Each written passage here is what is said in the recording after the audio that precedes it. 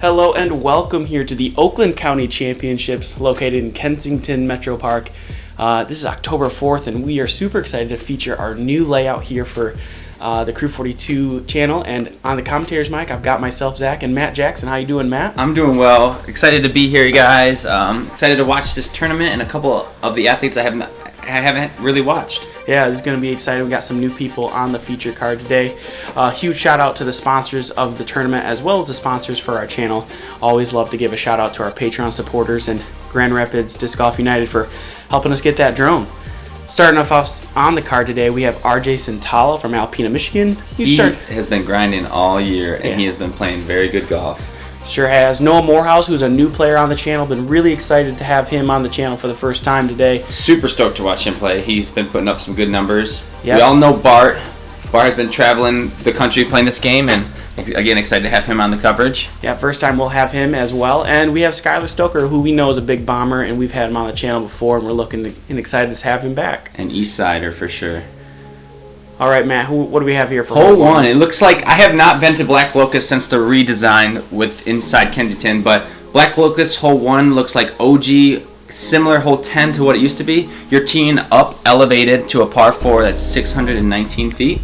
Yeah, you're trying to just land in the open fairway there. Anything left and right almost takes the birdie out completely, so because you have to use a shot just to scramble back into the fairway before you have to get this technical approach, beat a couple guardian trees for your putt there. So this looks to me very similar to what hole 10 used to be. When you made the turn at the OG Black Locust, this is kind of what the starting hole was.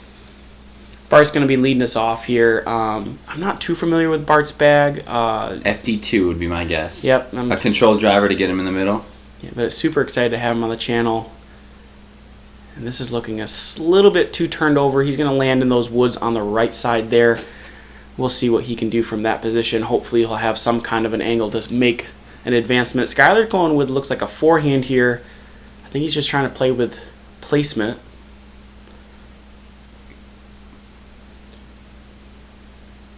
And I think that is, I mean, obviously a good shot. A forehand to put you in the middle of the fairway on a par 4. 619 feet really isn't that long of a par 4, so to get yourself in an attacking position is kind of what you're looking for. It looks like he kind of trickled some trees, though. Yeah, just turned, like flipped it over a touch too much, ended up landing a little left in that fairway there. RJ's going to look to correct that. He's throwing a nuke here.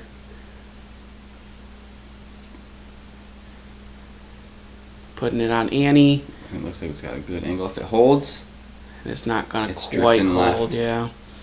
That's going to go on the left side there. And that's a danger, though. First hole jitters, too. I mean, it's probably cold. I mean, October, I imagine it's a little frigid. Your hands probably aren't quite warmed. I'm really excited to watch this guy throw today.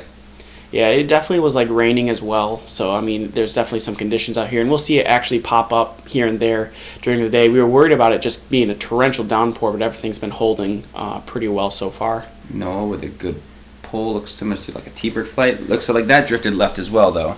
Yeah, and that's just the danger from the elevated pad. You end up leaving it a little too high, and you just won't get that turnover you're looking for. Bart is in the jungle. Yeah, he is. He had to pitch out as best he could. He was just in a really rough spot there. Still on the edge of the rough there. See what he can do from that spot. RJ looks like he's got a high window. And I think he has a putter in his hand. He was just trying to flick it over and into the fairway. And he's done a pretty nice job of that. He'll have an easy approach shot from there. Hopefully he can just save the 4. Noah was really stuck underneath this. Each of these athletes are scrambling for their birdies. Just got to go big, and he's going to go Annie, trying to get this thing to kind of flex back, and he's headed right towards the cameraman. Ends up turning it over a little too much, and he's going to have more of a technical approach there. See what he has. And Skyler's going for the thumber here. He's trying to get there.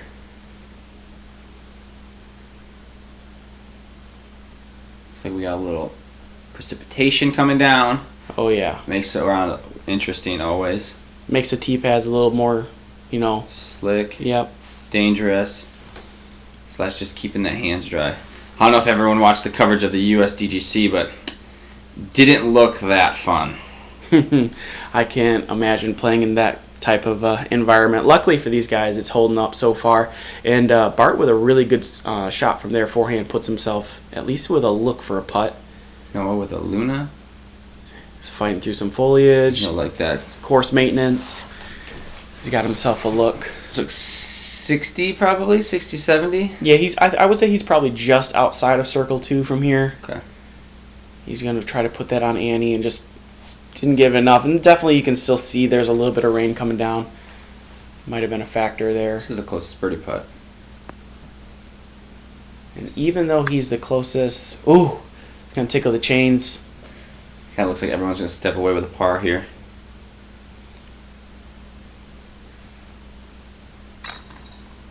And par is not too bad considering your starting hole there. I mean, you definitely would like to see if you can convert a birdie, but it's definitely, you know, first hole of the day in a rainy tournament that's pretty chilly. I'm just trying to get a par at least and get out of there. Definitely don't want to walk away with a bogey here. You're losing strokes. Bart's been scrambling since the tee box, and that's a good par for Bart. I mean, from each spot he was at, I would walk away with a par pretty happy. Yep. I mean, definitely not the way he drew it up, but definitely a score that he's going to be able to walk away from and not be too disappointed there. And everyone's cleaning up their pars again. Beautiful first hole. I'm really excited to check out this course. It was redesigned just recently. The green disc, the Chain Star Pros look good. We're heading to hole 2 now. Par 3, 286 foot. You're just really trying to throw this as a forehand, maybe a flex backhand. That's a bit of a tighter line in my opinion. You're just trying to beat this big tree that has the cluster there on the right there. Just get something hyzering in past that. Give yourself a look from there. The turnover line. Do you think that's the best? I think the forehand line is better. Okay. From this position. And we'll see part. I just think the turnover, you have to go straight for so long. And Bart was taking kind of a local route there. You can see these guys are wiping their hands or discs constantly. It's definitely still wet out there. Might have been a factor there for Bart. He's going to be short and to the right there.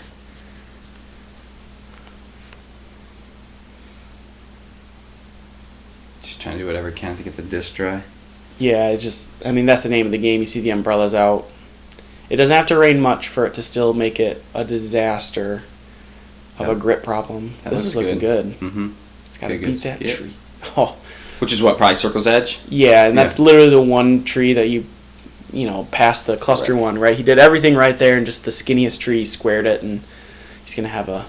He'll still have a tag for his birdie. RJ? I think this is another nuke for him.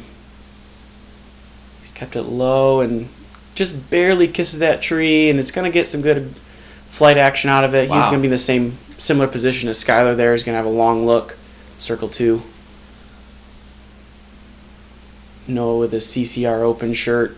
I think I have that same exact shirt. Got it from the Michigan State doubles when I was playing AM2. It's still hanging in my closet somewhere.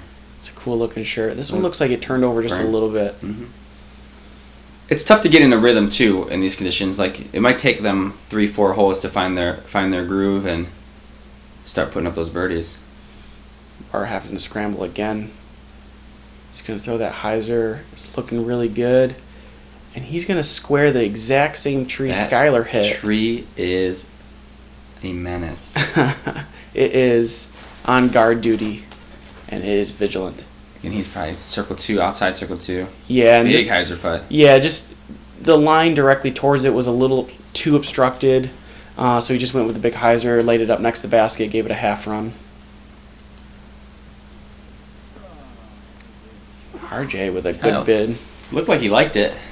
Yeah, I think he thought it was going to stay in the air a little longer. Didn't quite get all the way there. Here's Bart for his par save. That's about 40 feet. Yeah, something outside like that. circle 1. Yep. He looks like he's on the edge. Skyler's just a touch too low there.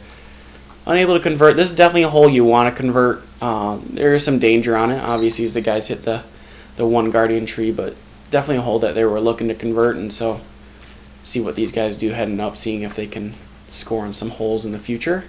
At 286 feet is the distance in which these guys want to attack. So yeah. I don't think they're all very stoked with a par right now. Especially with a couple good looks as well. But heading to hole 3 now. This is a beast of a hole. Par 4, 509 feet. You're starting off this tee pad, which is a little bit pushed a little farther back than the short pad there. You're just kind of arcing around this bend here on this first turn. Any shot past this first double tree in the middle of the fairway, as long as you're probably in the center there, is a good first drive, forehand most likely. And then your second shot's going to come around this big bend here. The drone's going to be taking the lower route here, but most people are going to try to throw the sky hyzer up and over that canopy and see if they play a little plinko into the circle. Your first shot is crucial. It's a placement drive to get you into the fairway spot to where you can shape the frisbee around the next corner. Yeah, if you don't get around this bend here, if you're stuck early, you're in so much trouble. And this is a little shorter than I think what Skyler wanted, but that is an attackable position still. Each of these athletes seem to be going with a forehand just to get them in that right position. Yep. And this one looking really good. That's a great spot to be in. Literally ideal. And the next shot is a spike hyzer. Yeah, you're just throwing something straight up, straight down, trying to avoid the foliage and play a little plinko into the circle. But you won't be able to see the basket. At all. Now, luckily, we're late enough in the season where you could kind of like peek through the woods and see it a little bit. Right. But no, when you're throwing, you're not going to look at the basket. And Noah says, I want a perfect spot too. For sure. How far do you think they're pushing this forehand? 280? Yeah, if not 3. They are pushing 300? I mean, they're pushing some good distances with these forehands. But they're all in the same spot. Yeah, and those are some really good drives. Skyler, the only one that's kind of short, but luckily for him, he's got a cannon for an arm, so you can see him looking over the top here. But he looks like he's got some obstacles in his way to get that full power. Yeah. Luckily, he can throw forehand too. He's got a big snap here. He's just really committing, going over the really tall trees on the left there. Spiking in. It's coming down and just outside circle probably. That's a pretty good standstill forehand. For sure, look. definitely. Like I said, that tree was kind of blocking him from getting max power on that forehand. And this is the common play. You throw way up top, big hyzer. It's coming through, playing some plinko, and that's pretty perfect. Yeah, picture perfect. It's like Noah's played here before. Is he local? Yeah, he's in this area. Okay. He and Nate Wegren are kind of like, these are courses they're familiar with. I think Definitely. they both have season passes. Is it still $3 a day to play here? And to record, apparently. Is that what it cost you? Yes. Oh, man. I was not happy about that. Well, we appreciate you always bringing us this. Yeah. Bart with a big hyzer. It looks like he's hanging out a little bit too far right. Yeah, and he got caught up in like the last very tip of some trees and knocked him straight down. So he's going to have this really distant putt here. Outside circle one. Yeah, and he has no way to go right at it. He has to go big hyzer here and wow. Cha-ching! That's how you get your round started. Yeah, had an unfortunate bogey on the previous hole. Best way to get that back is get yourself a little crew view there and bang a 55, 60-footer through the woods. A lot of hyzer on that putt. And Skyler's in a very similar position and wanted nothing to do with it. He said he just big putted me. I'm just going to lay that up. RJ looks like he circles edge. Just outside. A good line there, just a touch too high. Probably right in that spot between the standstill and the little jump in. Yep. See Donut. Thank you, Donut. I'm surprised to see Donut wear as many clothes as he had. I know. He typically runs like a heater. Yeah, he's like short sleeve shirts and shorts, and the only reason he wears pants actually is because someone said, you save your legs by doing it, from all the weeds and poison ivy, and so For sure.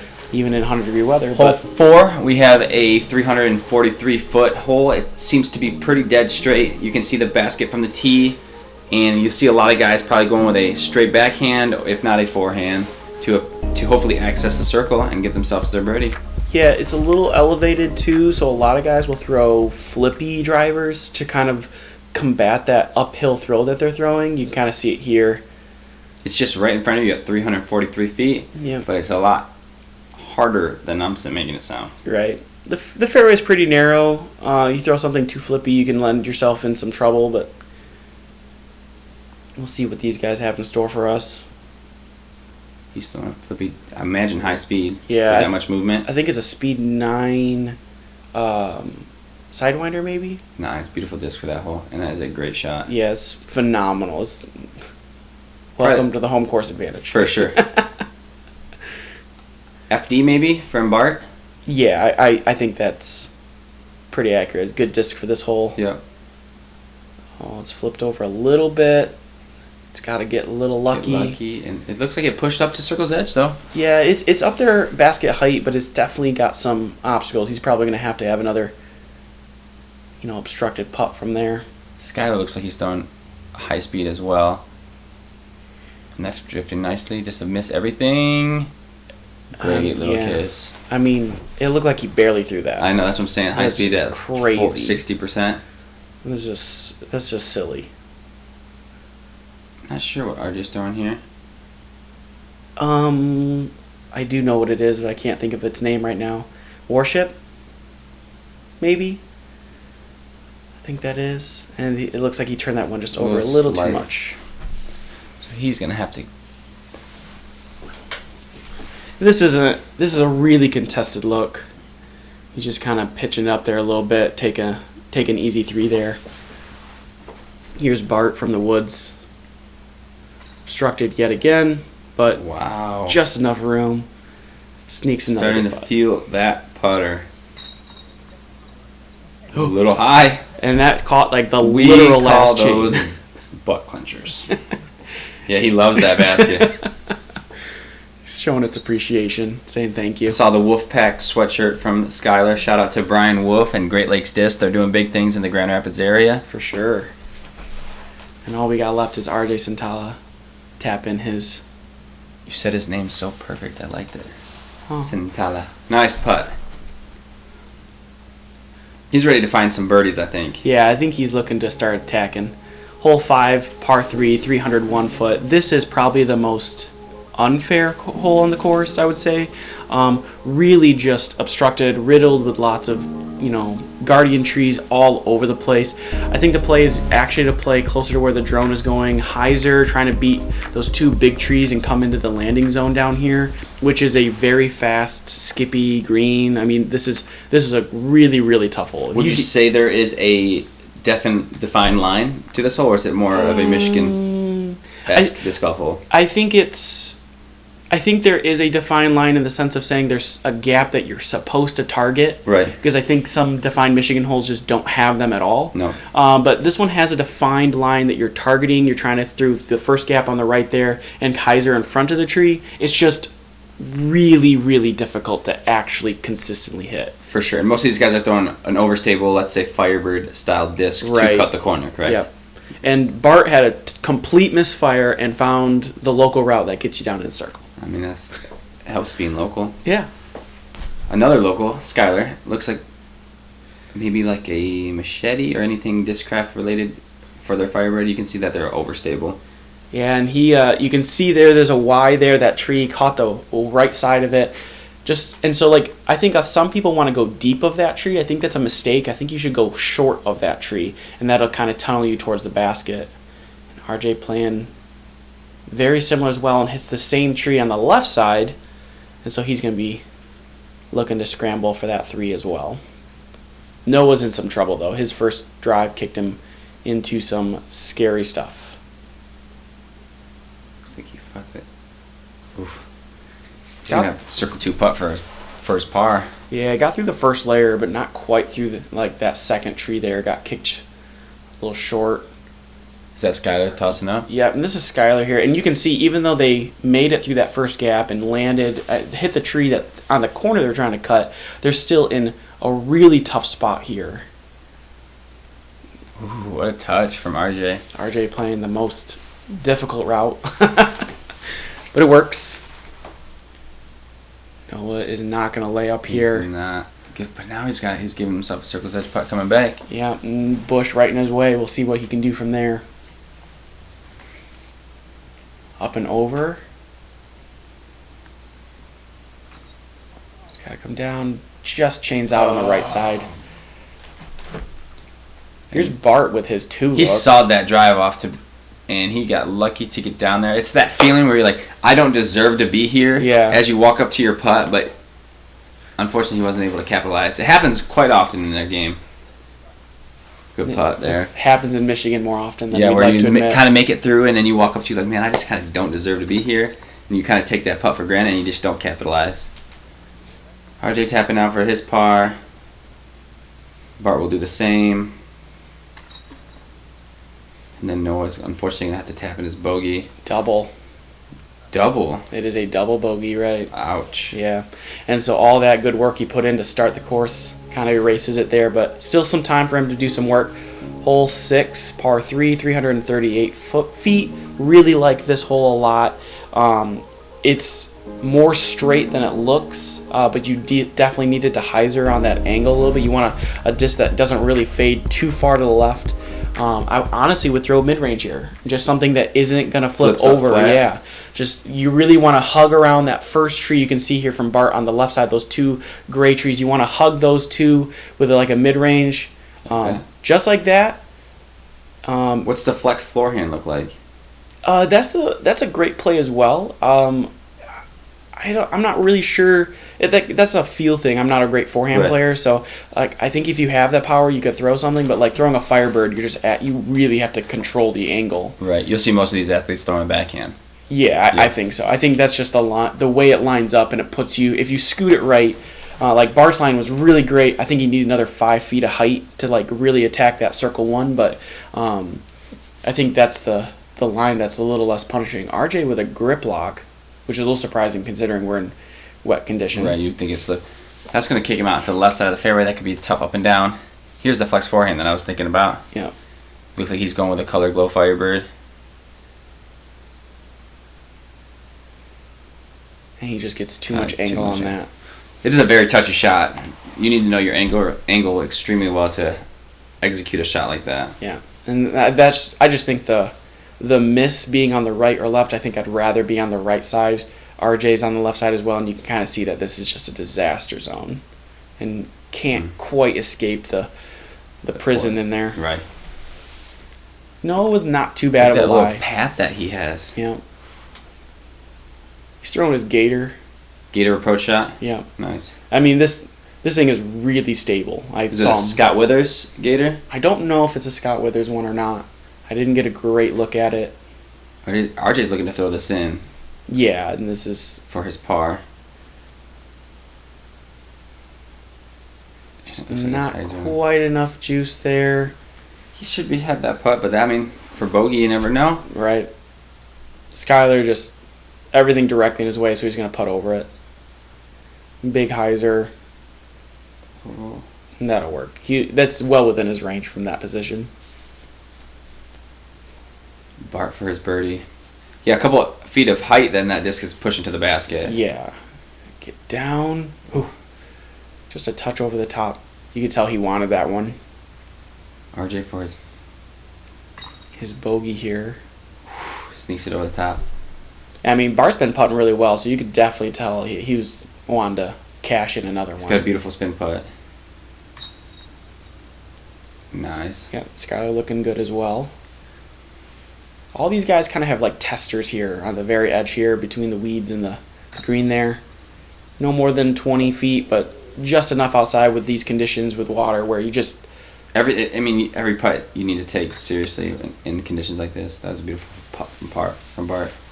Just that little extra moisture on your disc can lose you a stroke. Yeah, hole 7 now, par 3, 435 feet. This is probably one of the more difficult holes. Bonus birdie for sure. Strokes on folks. Oh yeah, by a lot. This one, there's a lot of danger on the left side. There's several guardian trees as you're coming out into the fairway. You're wanting to throw something that's probably stable out into the open, kind of have it flex a little bit, try to beat those trees and then come back. It's just a really, really difficult tee shot here. And uphill off the start makes your disc more stable, making it more challenging to keep that turn. Bart looks like he got down there, but he's still going to be in circle 2. Skyler with a good pull, looks a little right, and that is going to be a kick that he wants back. Yeah, that is a really bad kick for him. And this is a common miss, is to throw it a little too right, hit those trees, and land in some rough places. You can see the rain is coming down if you see the tee pad puddle. Noah's got a turn, and good second kick. Yeah, that put him next to the short pad there, and that's a really just phenomenal place to be if you're going to get a kick at all. This is another nuke from RJ here. Do you know what this hole averaged?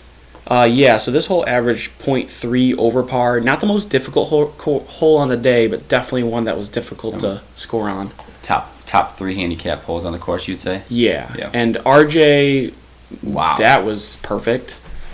Stroke. That's how you finally give yourself a birdie look on the hardest hole of the course, RJ. And I mean, Skyler here had, when I talked to him later about it, he said he had no look. He could see a little tiny hole way up in the air, and so he said, I was going to aim for that and get as close to the edge as possible. Gets caught up, and he's still on the edge there, but, I mean, made up a couple 100 feet. With Noah's second kick, it actually looks like it gave him a chance to attack the pin, and he did just that. Yeah, that thing stayed so low to the ground the whole time. But glided, I could say. Yeah. High speed. It was such a good shot. Skyler with his pitch up. He'll be putting in for his bogey. This is Bart's drive. He sawed it off, but he gives himself a look. Ooh, just the right side. He's had several just in the woods putts now where he's had to putt around stuff. And he's made them so you're thinking, wow, he could make. You're right. RJ with his birdie putt.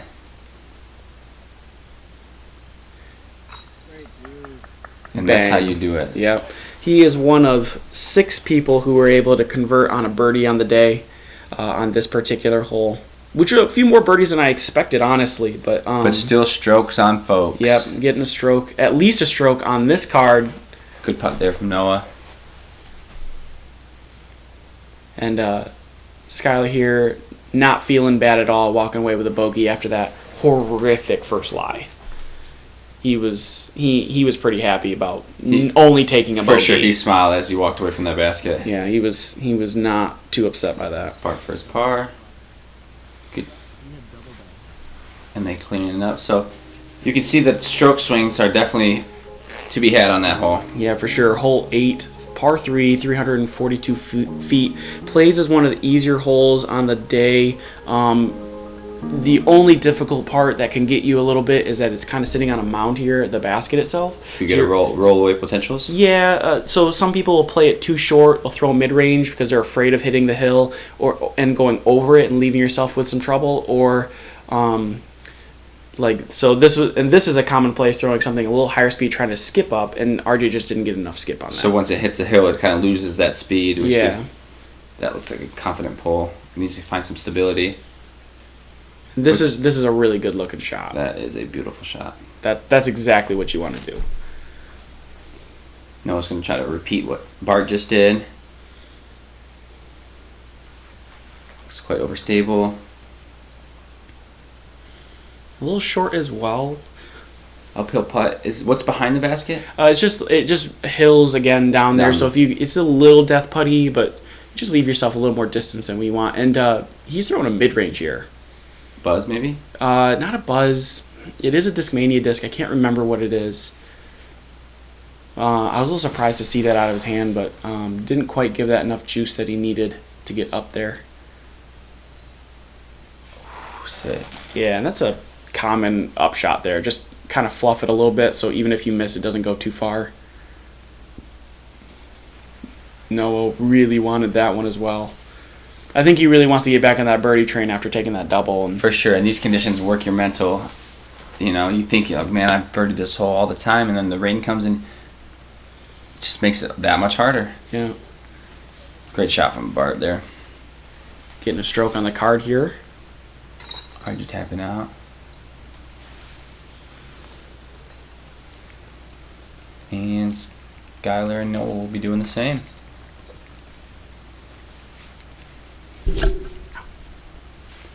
Yeah, so let's see. The hole played at negative .11.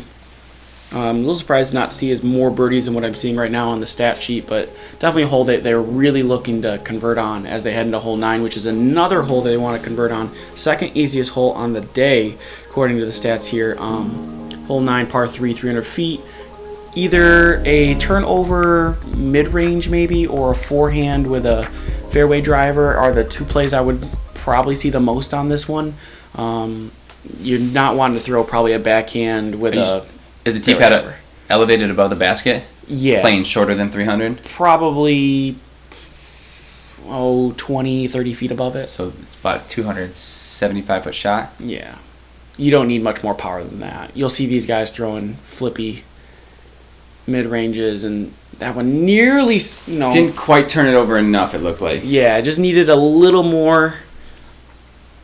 RJ, I imagine this is his worship. Yes. And as soon as it came out of his hand, he went, oh no.